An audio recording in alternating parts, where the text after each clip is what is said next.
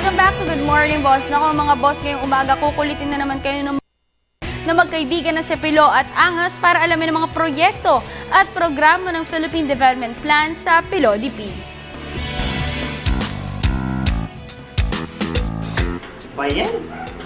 Sayang lang yung bonus ko. Sira naman pala. Ano yan? Sabay, tinuturo mo ano? Bumili ka nga ng DVD player. Yes! Makakapanood tayo ng mga original lang na DVD. Alam mo, naloko nga ako eh. Sira naman pala to eh. Saan mo pinili yan? May resibo ka ba dyan? Meron. Ito. Yan. Kasibo. Alam mo, pwede mong ibalik yan. O kaya, papalitan mo. Oh. O kaya, pa-repair mo na lang. Pwede ba yun? May pwede. Karapatan mo yan eh, bilang customer. Para yan sa Philippine Development Plan. Di ba? Eh gusto kasi tayo lahat na customer. Bibigyan ng proteksyon. PDP? Ibig mong sabihin, involved na naman ang PDP sa problema ko? Kasi gusto nga ng PDP na bigyan tayo ng customer. Tayo mga customer, Oo. kung mamimili ng proteksyon.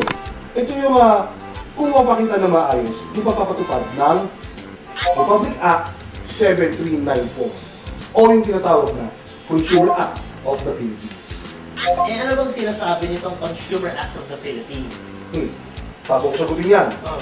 gusto ko lang linawin sa'yo na pag sinabing customer, Oh. sila yung bumibili ng produkto.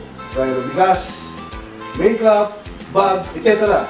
Customer din ang tawag sa tumatanggap ng servisyo. Tulad ng pagmamasahe, Tuloy mo. pagmamanicure, pagupit ang buhok, at pagpipedicure. Lahat sila protektado nitong Consumer Act of the Philippines. Eh, ano bang meron sa batas na to? Dahil hindi ba pinatupad yan. Oh. Kaya nga sinabi ko, para itong bigyan proteksyon ng interest natin mga consumer. Yung mga mamimili. Yan. Yung batas na to, kasi nga, no, ang magsisiguro na ang produkto at servisyo na nakukuha ng mga customer ay ligtas, di ba? At maayos. Gaya na bili mo siya ng DVD na yan. Yan. Yan, di ba? Kung wala ang batas na to, abay, quits ka sa DVD mo. Eh, paano ngayon yan? Ano gawin ko? Ano ba kasing sinasabi dyan sa Consumer Act of the Philippines? Ayan. Diba? Sinasabi rito, na karapatan ng babayaran ang pinsala na tamo mo sa pagbili ng sirang produkto o pagtamo sa palpak na servisyo. Eh, paano ngayon yan? Sira nga tong DVD player na nabili ko, di ba? Anong gagawin ko?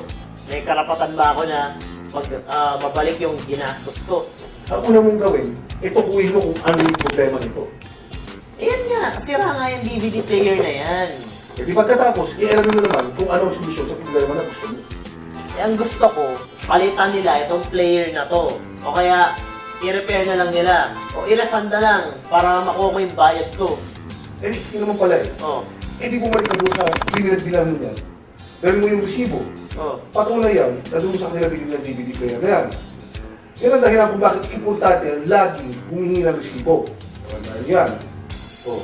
Eh, pagpunta ko doon, ano naman gagawin ko? Eh di piniwanag mo sa kanila na mahinahan. Kung sa bilhin mo, yung problema. O. Mahinahon ha? Oh. Huwag kang magsisigaw dahil wala yung patutunguhan. Eh, paano kung hindi ako maintindihan ng sales na pinagbilhan ko? Pwede siya sigawan? Aba! Bawal ang sumigaw na rin. O. Eh, alam mo yun. Pero, sabi mo yung manager niya o di kayo yung supervisor. Eh, paano kung hindi pa rin kami magkasundo? O, ayaw nilang pumayag, di ba? Ayaw nilang pagbigyan yung gusto ko. O, hindi ako kontento sa tugon nila. Paano na? Eh di magsampa ka ng formal na reklamo sa concerned agency. Gaya ng mga agency na Department of Trade and Industry o DTI. At sila yung tutulong para tugunan ang reklamo mo. Huwag mong kalimutan, yun yung mga ebidensya na meron ka. May resibo. Pag yung player niya, pwede yung ebidensya. Eh, ano mangyayari kung mapatunayan na namantala nga yung bilihan ko ng DVD player? Abay, kailangan nilang palitan yan, yung DVD mo na yan. O kaya i-repair.